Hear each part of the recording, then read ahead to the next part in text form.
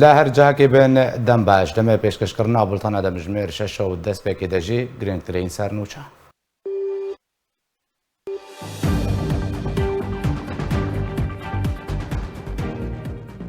سەرۆک مەسعود بەرزانی پێشوازی لە دەستەیە هەڵبژارتیژێ کۆنگرەی ڕەڤەندە کوردستانی کرد. هەنە کەسە داخوایانیەک دەربارەی بەردەوامیە بنپێکردنێن پێدا بەڵاو کرد.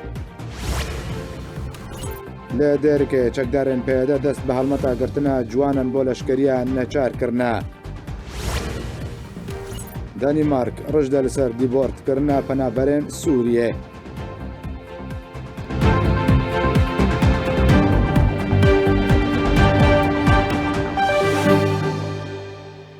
دووبارە سلااوە.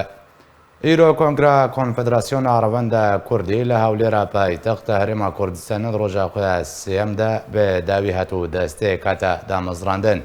بارەگەها سەرۆک مەسعود بەرزانی بەڵاو کرد و ئیرۆ دەستەیە هەڵبژارتی بێ سەرۆک مەسعود بەرزانیرە لە سەلاحەدین جویە. دەیەجبینەدە سەرۆک بەرزانی پیرۆزبەهەی لەوێ دەستەیە کرد و هێویە سەرکەوتنە ژوان ڕاخواست. سەرۆک مەسعود بەرزانی دەکە زیر سەر پەیامە ئاشتیخوازیە گەلێک کورد کرد و داخواز کرد و کۆنفدراسیۆنە ڕەڤەندە کوردی ببێ سەدەما ناساندنە کۆمکوژی و جینۆساید و زۆرداریە دەرمافێ گەلێ کورد دەهاتیان جەمدان. هەروها سپاسیا ڕەڤەندە کوردی لە دەرڤە لێوەڵات کرد و بوونە پشتەبانن مافێ گەلێ کوردیان ڕەوە.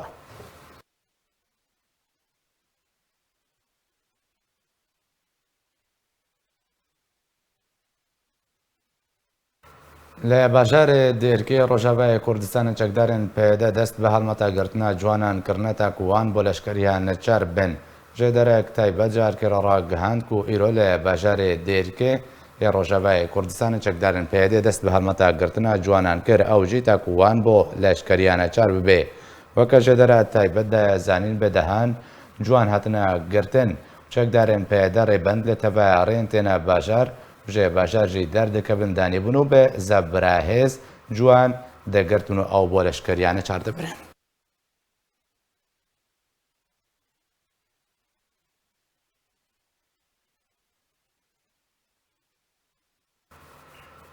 دا سلێمان ئۆسۆ ئەندامی دەستەیە سەرۆکاتیە نەکەسی و سکرتێری پارتیە یەکیتی کوردستان سووریا بەشداری دەبڵتەنە ئارکێ دەکرد تێدەخالن بەڵگەنامەیە گەرانتیەیەک و شاندەی ئەمریکی دێوید براونشتاین و فەرمانداری قەسەدەی مەزلوم کوبانە دەربارەی دانوستاندنên کوردی ئەمزێکردنە ئەشکەرە کرن. خالن یەکەم جارە بە شێوەیەکی ئەشکەرە لەسەر ڕاگەهاندنە کوردی تێدیارکرێن. خاڵێ وێ ئەف بوون خاڵایە کەمین گۆ وێ دیالۆگ ڤەگەڕێ و دەست پێ بکش ji wek dibêj xala got gihiştiye tiştê goberê em hevdûr itîfaq bûn em nemalê vedgerin ew wek dibê misokerin a du da balyozê Emerîkî û qiyada Qesedê sozê didin wê iltîzamê bi beyannama a heyetê daxiliyê a got yanî a bi ser peyedê ve di 2019 di meha 12 hevdê meha 12 2019 de ew beyanname çi bû ew beyanname yanî têde meselen heyet daxiliyê dibe encûmana niştimanî Kurdî serbest e got wê mekatibê xwe belgeyê xwe dihemide veradivek bê got terxîsê ji îdarê bistînî yanî berê wek dibê digotin werin terxîsê bistînin ême jî me digot em yanî ji vê îdarê kemtirin ji peyedê kemtirin û em xwediyê vîcîne em tu terxîsa nastînin soz dan wê encûman bi rengekî fermî û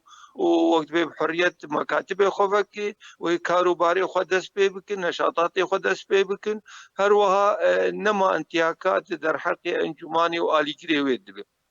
Di vê xala du dadê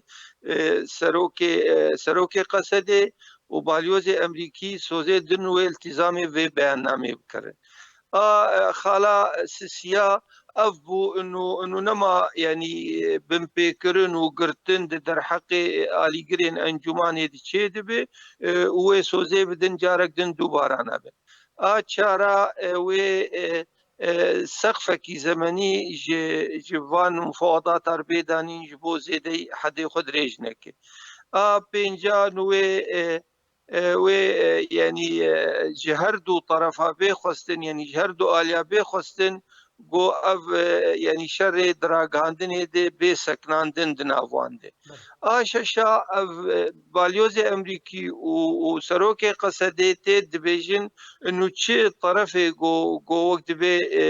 يعني اف خالي بري انا ما ذكر كن اب بينش خالنا كي وقت بي وان چكا خرق بكي وان خالا خرق بكي اميل سر غاندني وی تومتبار بکن انه او برپرس دل آواز کرنا وقت به دیالوگا کردی ده دەربارەی بەردامیە بنپێکردن چەکدارن پێدێ و عێریشە سەرنوویستگەها پارتیا یەکێتیە دیموکراتیە کوردستانی ئەنەکەسێ دەخوایانیەک بەڵاو کرد و تێدا بە توندی کریارن چەکدارن پێدێ ئیدانە و شەرمەزار کرد و داخوازی وڵاتی ئەمریکا و تەڤای ڕێخستنان مرۆڤی کرد و بە ئەرکێ خۆرابن و سینوورەکەی ژوان بنپێکردنان را دەینە. دوه یکشنبه ریکفتا پنج برچلیه انجمن اجتماعی کرد لسوریه داخویانیک درباری بنپیکرینن چکدارن پیادین بردوام در حق انجمن اجتماعی کرد لسوریه و پارتی آلیگرین ویده بلاف کرد. دیده بتوندی ایریشا چکدارن پیاده سر نویزگاه پارتیا یکیتیا دموکراتی الکردستان الوحده ایدانه و شرمزار کرد. داخوازا دانینا سینورکی جوان بنپیکرینان را جه امریکا و رخصنین مافیم روان کرد. انکسی داخویانی خود و هاد بیجه. دبردوامیا بنپیکرینن چکدارن پیاده لدوجی انکسی و آلیگرین ویده گروپک جه چکدارن رو نخومان دی روژا اینابوری ایریشی سر نویزگاه پارتیا یکیتیا دموکراتی الکردستانی لباجار حسکی کرد و گروپا رو نخوماندی درگاه و پنجرین نویزگاه شکاندن هولا شوطاندن آویدان لولاتین کمال نوان لدردورا نویزگاهی بو دستوردان کرن نهشتن کو نویزگاه ور شوطاندن. انکسی داخویانی ده سربار کرو گوت جبلی وان کریاران تا روژا ایرو اندام و آلیگرین انکسی راسی گرتن رواندن سرگون کرن لیدان و ایهانت جالی چکدارن پیده و تین سرباری فشار و گفن کل مالباتن پیشمرگین لشکر روژ و تین اکرن دا کول دو جزاروکن خوابا آخبن و دا خواز جوان بکن که دف جریزن پیشمرگین لشکر روژ بردن. داخویانی ده انکسی بحثا بنپیکرین و کریارین کوجالی چتین جوانین شورشگر تین کرن بتایبتی بردامی رواندنا جوان و زاروکن جر 18 سالی و لشکر کرنا وانجی کر. انجمن اجتماعی کرد لسوریه داخویانی خود بردامی وان کریارین ترساندنه جالی چکدارین پیده و بتوندی ادانه و شرمزار کرو گوت تنی اف کریار دکه و خدمت دجمنه گلی کرده باندورا کنارینی لسر دوزا کردی دکه و بتایبت لدان و ساندنین کردی دکه. بپرسیارتیا بردامی بنپیکرنان خستستوی قصده دو و گوت قصده به بپرسیارتیا خو دوی درباری درانا بو سینورکی جوان بنپیکرنان را داناینه کسین برپرجی سزاناده.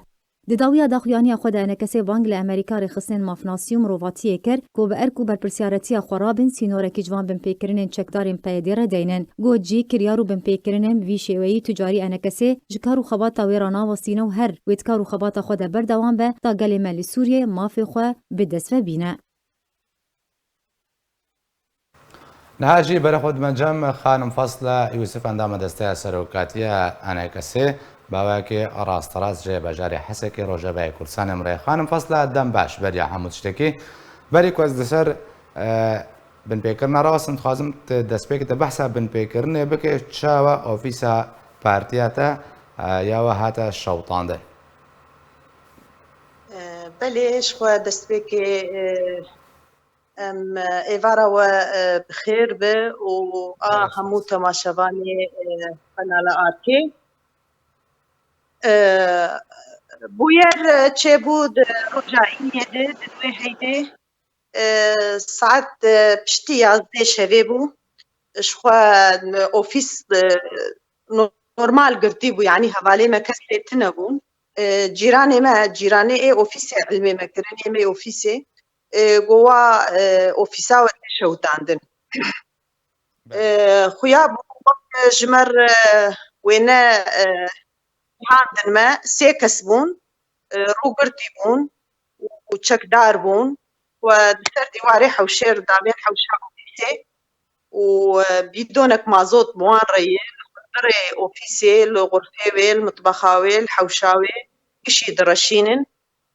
وطبعا وقت ما جو جيران جيبوان دحسن حتى جيرانك يتبيجوا ممكن ومشت خوازن تبيجي ابنا إشي أي هر دريك وتبيك مالا خده وقت بيجي آقر أو بخواش برقو جيران بوان حسيان آقر دي نظام آقر يبدو وينكتي وكوينة يقيان ما و ڕەڤیان بڕاستی بژبەرگۆ دەردۆرێوان وەکمەگۆ بوان حسیانە ئەف تشتێ طبعا ژغەینی بێ بڕاستی دەریێوێ شباکێوێ گژەکەنان دنژی ئەڤژی ئەف تشتێک چێ ببوو یعنی ئەف بوویەرە ڕۆژائینیە ئۆفیسامەد باشە خانم فەسەزی بە مەسەر داخوایانیاوە ئەنە کەسێ ئیدانە بەردەوامیە بنپێکردنێن پێدەتیانێ بەردەوام دەمە کۆفیستێنە شەوتاندن ئیدانە دەردکەوێت داخوایانیە ژەلیانە کەسێ بە دەردکەوێت دەخوازێت ئەمریکاتکە دەخوازن مەزلوم عەبدێتکێک و سنوورێک ژوا بنپێکردنانڕە وەرەدەینێ لێ حتاوەکە ئیرۆ vê deqasite pevre dişteğilin rêgirî jêr nehatiyekkirin ne mezlûm Ebdê berkê xwe ra bo Snûrdaniye û ne Amerîka yanî çare şi ye yanî divir wekane kesê hûn çi bikin بەێ خۆ جێ مخابنیەی بڕاستی ئەف کریارێ خەراب ئێگۆ لە تووشی ئەنجومانە مەی نەشتومانی کوردی و ئالیگرێ وێ بەردەوامن بڕاستی چ شەواتا ئۆفیسا بێ چ گرتنا هەواڵ و ئالیگرێ وێ بێ چ فشارە گۆل سەرمالباتی پێشمەرگا چێت بێ چ ئەف زارۆکێ تەمەند بچووک گرتێن اختیتافکردن یعنی ئەف کریارێ چەوت بڕاستی نەهاتنە ڕاوستاندن وەکوانی زمانژی یعنی جێ مخابنیەی ئەف تشتێ بۆ چێ دەبێ بێگومان ڕێڤەبەریا قەسەد دەسوورەت دەیێ و کینگا مەداخویانێژی دەرخستن مەژوان ڕێشاندیە مەژعالی طرفê gerantor jî ji wan re jî ji Amerîkana re ji balyosê Amerîkî re meşandiye lê ti bersiv jêr tune ye tenê ew belgenama got birêz Mezlûm Ebdê û balyozê Amerîkî li ser em vekiribûn û ji 6 xala bû ag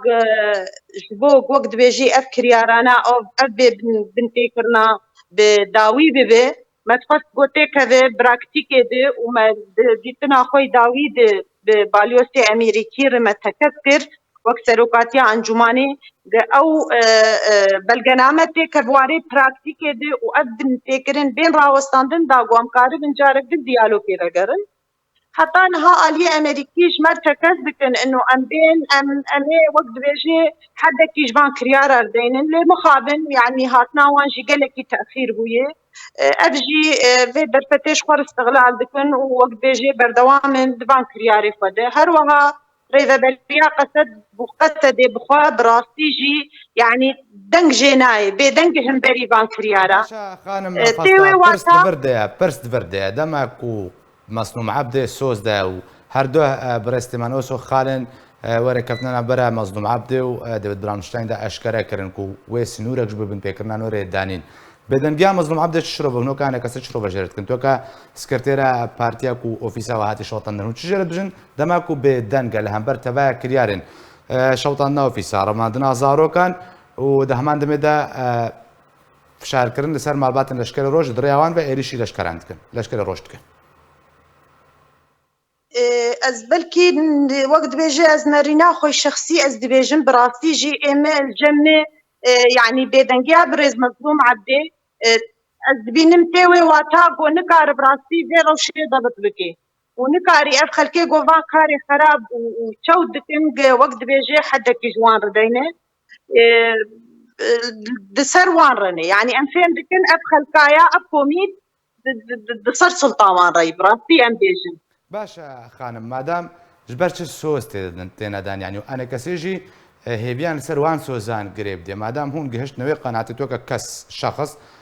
ku ev kesên ve binpêkirina dikin ser Mezlûm Ebdê re ne madam ji ber çi Mezlûm Ebdê sozat de û ene kesê hêviyan ser wan sozên Mezlûm Ebdê girêb dî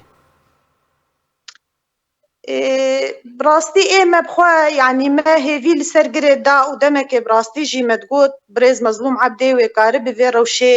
yanî belkî ne bi dawî bike heta dawî ji ber em zanin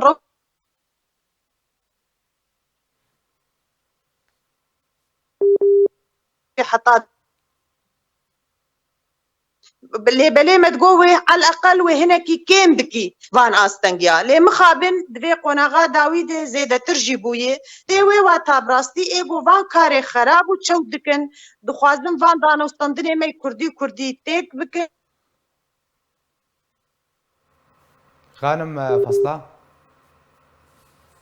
زاوكا خويا دنك جم خانم فصلة حتى برين سپاس بۆ خانم فەسلە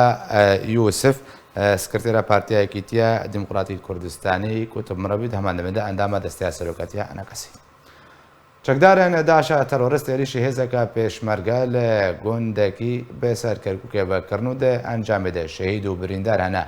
وەزارەتە پێشمەرگە دەداخوایانیەکە دەڕاگەاند کوشەوە دەرباسبووی چەکدارێن داشە ئێریشی سەر هێزن پێشمەرگە لە گوندێ قارە سالم لێ دەبەرە شێخ بزێنی لێ کەرکووکێکردن و هێزا پێشمەرگە ڕوبڕووی ئێریشە داعشێ بوون و دنا بەراواندا شەڕ و پەفچوون دروست بوون لە گۆری وەزارەتە پێشمەرگەدا ئەنجامە ئێریشە داعشە تەرۆریستدا 4 پێشمەرگەیان کوردستانی شەهید بوون و دوژی بریندار بوون وەزارەتێ دیارجی کرد و هێزن پێشمەرگە بەرسبا تەرۆریستاندان تەرۆریست ڕەبیان و نها ڕەوش دەبن کۆنتڕۆلا پێشمەرگەدەیە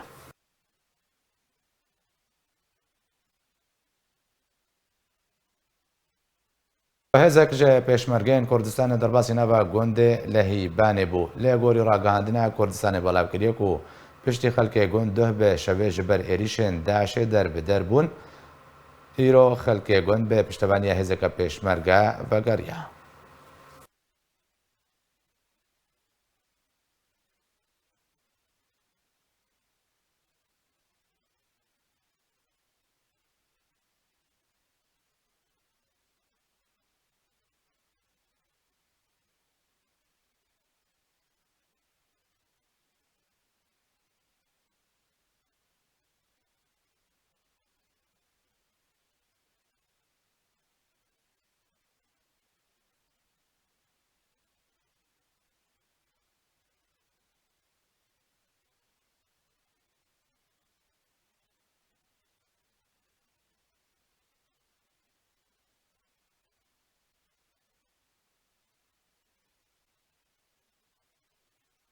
ji bo vegerandina zarokên xweyan revandî ji aliyê çeteyên ciwanên şoreşgerve biryare li bajarê Qamişloyê Rojavayê Kurdistanê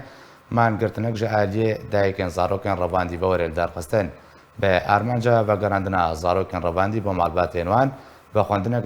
dibin nav û nîşana îro piştevaniya wan bikete ku sibet û li cihê wan nebe boraya giştî bê taybet rêxistinên jin û jinê û zaroktiyê hatiye belavkirin û tê de hatiye ku biryara roja sêşemê wate sibe ڕێکەفتە هەفتەیە بەرچلەیە مانگرتنێک ژالیە دایکن زارۆکن ڕەواندی ji بۆی vegerandina zarokên wanê ku jaliyê çeteyên ciwan şoreşger ve hatine revandin û rêvdarxistin mangirtin wê li bajarê Qamişlo di mijmêr 11 beriya nîvrûyê li pêşiya baregeha netewên yekgirtî werê encam dan.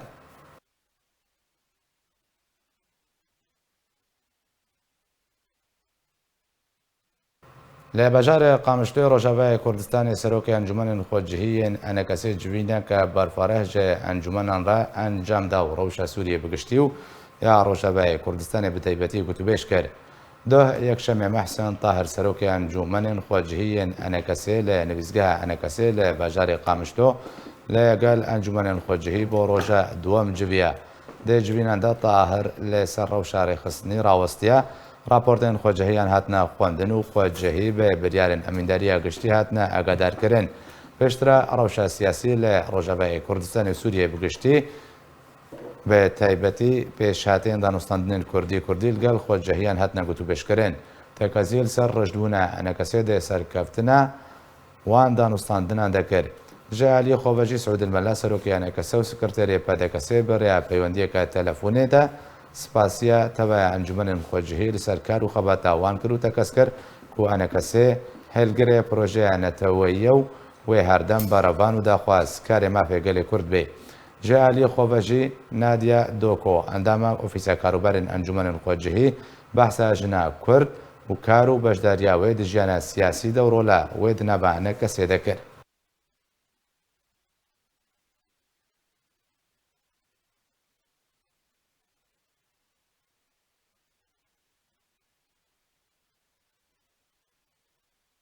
لەسەر مژارە عێریشە تەرۆریستên داعشê بۆ سەر هێزن پێشمەرگەیەن کوردستانی کووەڤەت دەمەکە کێمدا بهتر جارێکی عێریشکردن و دەنجامەوە عێریشاندا ژی پێشمەرگەیەن کوردستانی شەهید بن مێرستی دی mêڤەنداریە دکتۆر کاوە عەزیزی ئەندامێ نونەرەتی هەرێما کوردستانی یا ئەنجومەنە نیشتیمانیە کورد لە سووریە کردیا دکتۆر تبقیر هاتێ بەریە هەموو تشتێکی يعني ندمك دريجة داعش إيريش سر إيريشتكي حموش دان جامد بيشمرقة شهيد من إيدي إيريشي سر قندان تكي بريا كوبولتان دست بيبكي إيريشي ارتشاع عراقي جيكر داعشي يعني دفردا شواتك تي داعش كتير تشقون آغي كده بشتيكو هاتا راقا هندن داعش هاتي جناب برن نها كتير تشقون آغي دروش داعش إيفار باش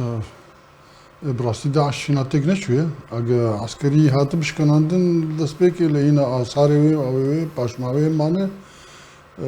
باش ماوي كي جو راوستيا بون ديار بشتي او حبسي يقول سوري الحبسي هسدي هاتنا بردان و يدي او يقول برشرف يا بون خو كونكرن جارك ديجي خو اورجانيزا كرنا البت ديارجو هرمي كردستان جي بيغاياوي دبلوماسي و وبيوندي ناونتوي حبك بهز بقوات به هر گاوه که بر به سرخوبونه کی آبوری دب ایدی مشاکل بو هتینا پیش درکتنا داعش جدوی وقتی هنه ده سببك جي او گو ایدی هرما كردستان و تقريبا فتره يعني قلك دبلوماسيين جهاني هات سردانا هرمي كرن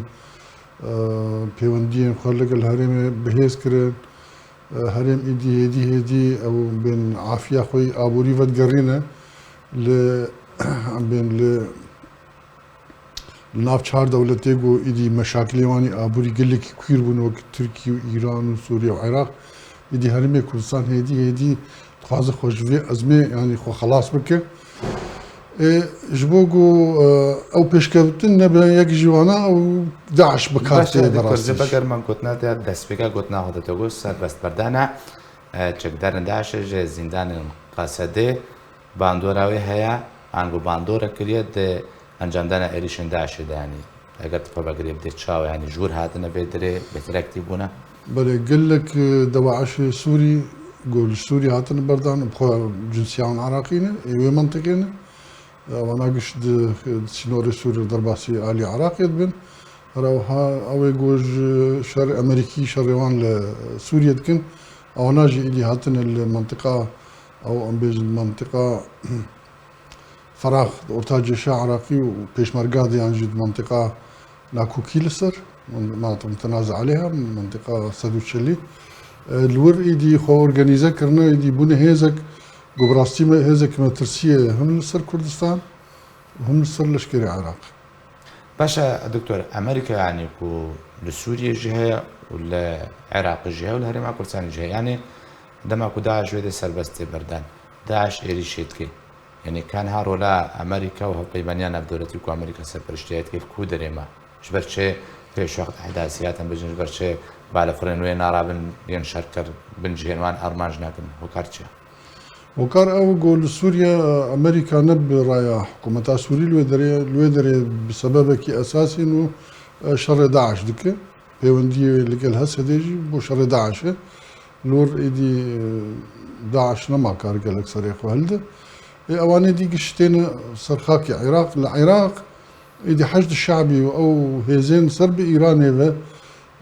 بجديل بيش امريكا ساكنين يقول بامريكا عراق دركن شركري خوش عراق دركين باش بروي امريكي جي امادن انه سري صالح همو هيزي خوي شركر درخينا ودرخينا جي عمليا الجبر بها شريوان لدجي داعش حبك سسبو او سسبونا شر لشكري امريكي عن هيزي هاو بيماني يدي داعش سريه لده وجالي حشد الشعبي وجالي بهناك هيزي سر بايراني اكيد علاقاتي وان بداعش جرهنه لديجي هرمي كردستاني بكارتينا باشا دكتور تخازم بس اما جب قلتنا فرمداركي بيشمرقه بدم انا شاشم جباليا وربود بيجي هفيمانا جمارك جك دانما اجبروا بربونا داعش بارش تالي له في شك وانا دانما يعني ورده هفيمانا تشت كان ورده يعني تشكو بي في شكو بي ذخيره تشواتا يعني اخر ولاتك ولاتي من ازاد بك وشي يعني لشكري ورن كشتر صار خاكا من بباريزه وبشترى ازويلو بايانا ويدرخين يعني امشي امريكا تفاز بس عراقي تشي امريكا تفاز ئەمریکا هات وڵاتیان ئازاد کرد سەدام سیستێمە سەدام شکنان دەستورێکی ئالیکار بوو بە دەستورێکی نور بۆ عراقیان دانان پرۆسێسێکی سیاسی بۆ عراقیا تەمین کرد حمایەتە عازمانی عراقی کرد دیونی عراقی گەلک سڤک کردن کێم کردن ئالیکاریەکە ئابووری بۆوان کرد مەشقداندان لەشکریوان تالیژ ئەمریکیان بێن دەدەرکەون ئەمە ناخوازن يعني امريكي ويشرج بوش بكيان بس تقولي سياسات واستراتيجيات امريكا دكتور يعني انه نرى انه هناك جبروت ماكير بقرا او هناك روبرت فورد او فيت هذا دماكو سيمينارك لسليمانيه شو بتكسكرنكو امريكا وحده ما قدرش فيدي مني بدياكو بعض صال او بكشان امريكا جي عراقي بديا بسالم بيجن وجا افغانستان جارك اللي دوباره نابيني ابو تاي شمد امريكي وك شرفان بريار جداني قدر كم صار صالي بل لي بمين وك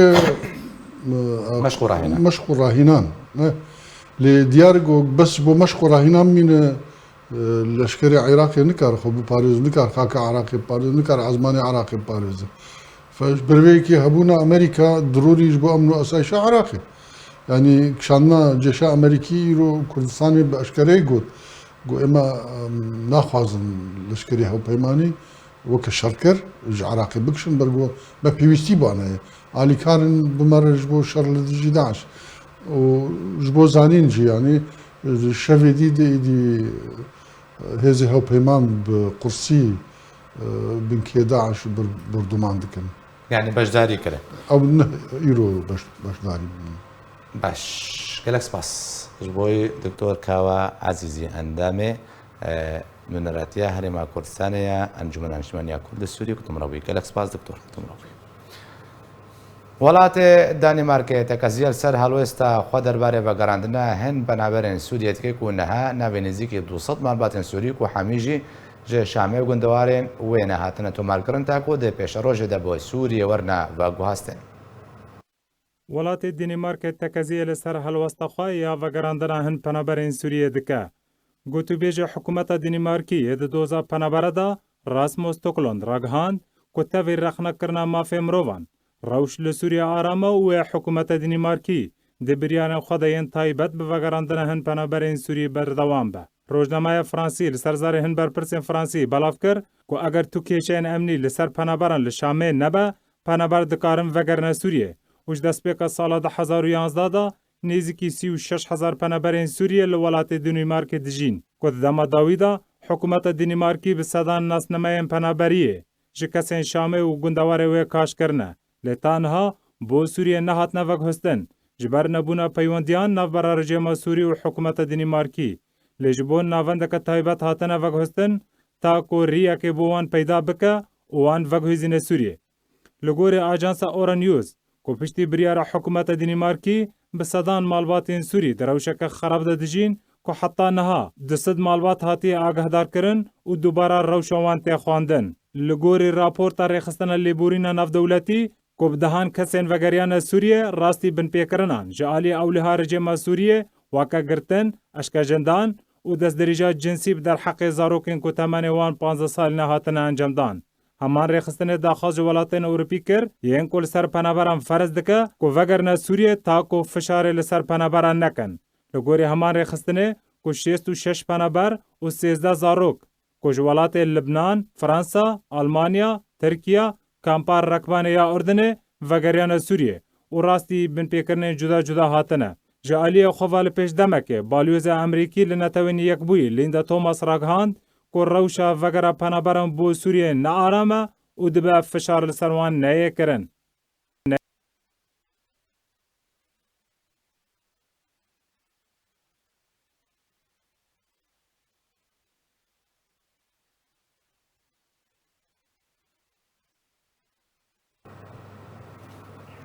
نهاجي برخود مجمع بريز يوسف سليمان بالبرسياري رخصنا بدكسي لولات الدنمارك داكو بهتر وبخا روناهي بخسر روشا پنابرن سوري كنا دوات نتو ماركرن داكو بو سوري ورنا باكو هاسترنگو ديپورت کرن کاک یوسف دەمباش بەریا هەموو تشتێکی دەمباش بەریا دەمەکێ خوا خۆنیشاندان پەنابەرین سووری خۆنیشاندان لە دەنیمارک داخستندا و ئە بریار وەرێ ڕاکردن چ پێش بەچوون شێ بوون پشترە و نەهاژی بریارە دەنیمارکی چییە؟ دەستپێکێ سپاش بۆ vê derfetê û spas بۆ Ark TV û karmendên wê ev guhdana hûndidin me penaberên Sûrî li Danîmarkê. Bi rastî rewş hêwek berê ye tiştekî nîne lê Danîmark berdewam e duwa biryarên xwe yên xirab de nisbet Sûriya giştî. Taybet xelkê Şamê û dûroberê Şamê. Heta niha dora 800 insana çûne muqabelatê xwe kirine li daîra hijra û mehkemê de. Ji va 800 600 û tiştekî îqamê wa dişa li wa vegerandine. Hinek jî îqamê wan nûtir jî kirine û baştir jî kirine. Hinek hevalê me jî nava dihine. û dora 105 yê got heq nedayînewa. Ne muqabela daîra hijra ne di mehkemê de. Ew mecbûrin herin kampa vegerandinê. Ew kamp jî bi rastî wek zindanekî ye. Nêzîkî 5 aîla yê got derketine ji Danîmark. Ev ihsayat ji wer bijim yên hikûmeta Danîmarkê ne. ji ber çê Danimark yanî daxwaza penaberiyê wa red dike eger wa wernagire ji ber çi rê nadîwe herê welatekî dî daxwaza penaberiyê bike bon bûne. Berê ittifaqî he û ittifaqiya Dublin he pencemorê wa Danîmark hene çînabê her welatek her kî welatî wa vegerîn Danîmark. Ji bo vê Danîmark nika bêje min hûnavin an warekî welatê dî. Belê. باشە کاک یوسف نەها ئەو سووریان و ئەم بێژن ڕەفداوا هاتیە دەنیمارک ڕەفداوا کردە ژمارەوە چ قاسە پشتی و ڕەفداواتێ چتکن بەرەوە دنە کودرێت وێ هەر نەکودرێت چ بکەن و چ قاس وەخت بوارەیە تاکو وەرنە وەگوهاستن بۆ سووریە دەستپێکێ Danîmark sala 2019 dest vî karê hakir. Xelkê Şamê û dûroberê Şamê ya her du qarizgehên Dîmeşk li Dîmeşk rekina payî wa got welatê wa amine em ê wa vegerîne Sûrî. 900 insanî got dênayên plana xwe de muqabilê barak. Heta niha 800 insanî rekina payî wa. Ji va 800 600 û tiştek îqame li wa vegerandine. Hinek jî îqamê başî dane wa. Belê.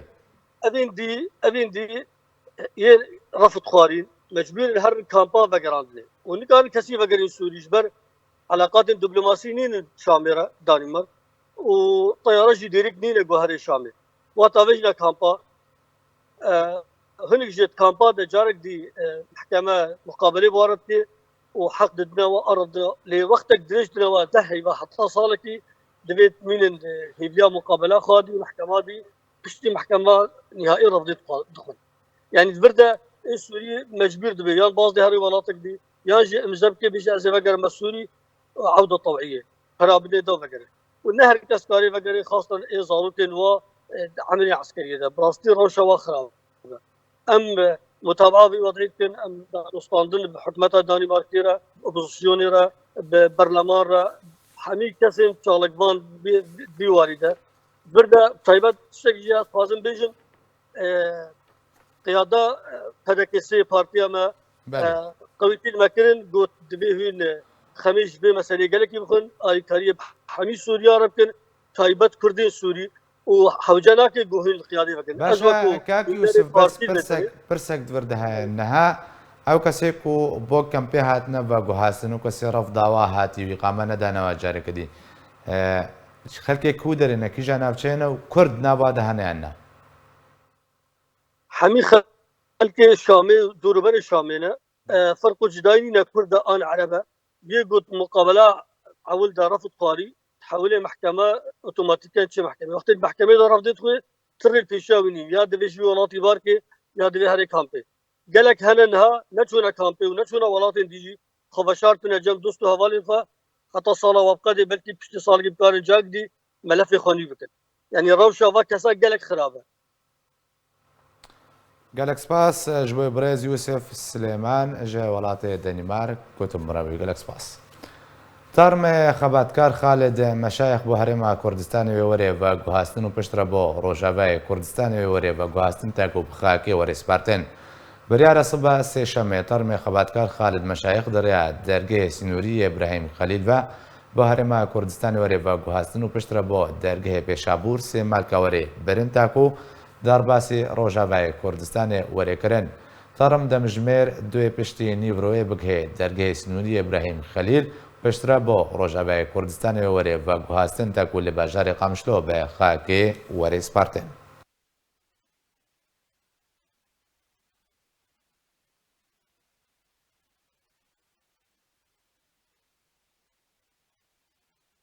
مالباتە خەباتکار سەلاح یونس پێنجەمین ساڕۆژە شەهیدبوونە سەلاح یونس لە باژاری عامودی ڕۆژاوای کوردستانی بەژاند. داو بە ئامادەبوونا ڕێخستنە عامودەیە پەدەکەسێ و ئەنجومەنە خۆجهەیە عامودەیانەکەسی مالباتە خەباتکارێک کۆچکری سەلاح یونس پێنجەمین ساڕۆژە شەهیدبوونە سەلاح یونس بەژاند. دێمەراسیمە بەژاندنە ساڕۆژێدە محەممەد ئەمەر گوتنە ئەنجومەنە خۆجهەیە عامودەیانەکەسە پێشکەش کرد و مەسعود یونس گوتنە مالباتەیە پێشکەش کرد.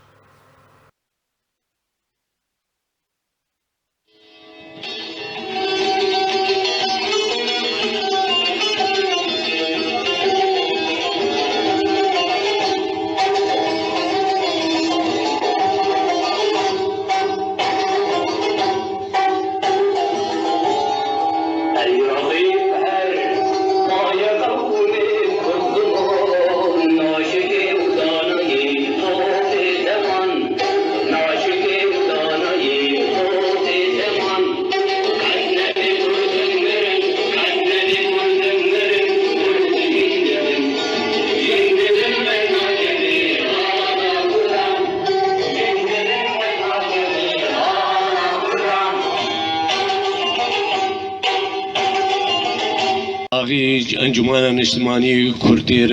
هوجه عمودی جبر بافی کوان گلک جارا اندامی حزب قبو د انجمنی ده سرساوی جملت کردر بتوایی براستی یکی وقت بافی کوان خسارت بو جملت کردی بتوایی نش حزب آخر تنی و نش مالبات آخر بتنی بافی کوان دهات ناسکرن کسی کی برخدار دبر ملت خود و دبر مافی ویده و تجاری ندراوستیا ابدا وقت ما انجمنی دی چکار بهادا بر بافی کوان نتسکنی و او کاریا بجید کن بافی کوان رول کوینی گلک خورد هبو حیاتی جواکی ده بافی کوان گلک جارات جبر رژیمه کت زندانا بس او زندانا یا او جاره مورالی وی خورد کر و خورتر دبو و جسار تر دبو تجاری جعوی وی ندشکست جه گرتنه و جه اسکنجتی و جه تعذیبه ابدا شخصي شهيد صلاح ده ام حمي شهيدين كردستاني ببيرتينن وبجنا خوال برامبري وان طوينن براستي شهيد صلاح نقو ابراهيم ابو احمد حيويتكن و قيسكار وخبات شبو ولاتي خوا كاركر حتى دقا داوي قو شهيد كاد شبو ولاتي خوا شبو قلي خوا هرتشت چه درفت امکانی وی دمادی د معنوی د جیانا خو خدمتا ولات خوده هیویام او گو هر کس بدلکی نزم وقت شي صلاح نزيكي ملت خوده ام حزكرنا خو شحال كثير بدن ديار كرن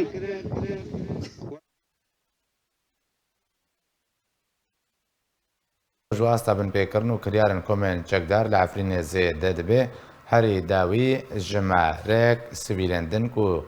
ژنجی نەبواندا هەنە هاتنە ڕەباندن و تەنها چەرەنویساوان نەدیارە. ڕۆژ برۆژ ئاستا بن پێکردنên کۆمên çekdar ji girtin, revandin, talankirina mal û milkan, dizî, sepandina bacan derheqê welatiyên Kurd de li Efrîna Rojavayê Kurdistanê zêdetir dibe. رخصنا مافی مروان لعفرین راگهاند کومن چکدار بکرترین بن پیکرین و کریاران لعفرین رادبن روش بروش آستا بن پیکرینان در حق ولاتیان کرده لباجار و گندن بسر عفرین و زیده ترتبه ولاتی راستی رواندن و بن چافکرنیتین هری داوی کومن چکدار شماره یک سیویل کوجن جید نوانده هن رواندنه برف جهن ندیار و برنه رخصنه اشکره کر روژا دوی و مهی لناوندا باجار عفرین گروپا چکدار یا بناوی پولیسا لشکری جنا کرد روحات نوری یا 22 سالی خلکا گنده گرزیله دما کوشکاری خوفتگری مالی لسر بندا قوس لعفرین بتومتا کو پیوندیاوی بری ببریا پیده یا بری رهبو ها ترواندن و تانها چارن ویساوی ندیاره دهمان روجدا ولاتی کرد حسنی محمد شیخ محمد یه 80 سالی کوبخوا خلک گوندی باجارو که میدان که بسر نافچه اشرام ویا لناوندا باجار عزاز دما کو الیکارین مرووی لسر خلک بلاف دکر جالی چکدارین پلیسا سیویل ها ترواندن تانها چارانوی ساوی ندیاره حسنی محمد شیخ خیزانداره باوی دو زاروکایه بریانها 4 جاران جالی کومن چکدار و هاتبو رواندن جارا یکی د سال 2018 هانده بو پشتی سال که جه زندان کرنه لهمبر فدیه هاته سربس بردان دوام جار د سال 2020 ده بو جالی چکدارین پلیسا لشکری و هاتبو رواندن جاره کدن لهمبر پریان هاته آزاد کرن جارا سیه جالی گروپا چکدار یا بناوی پولیسا سیویل نافچه معبطله هات رواندن جارا چاره جی لسر بندک چکدارین پولیسا لشکری لناوند راجو هات رواندن روژا پینشما بوری بو تانها چارانوی ساوی ندیاره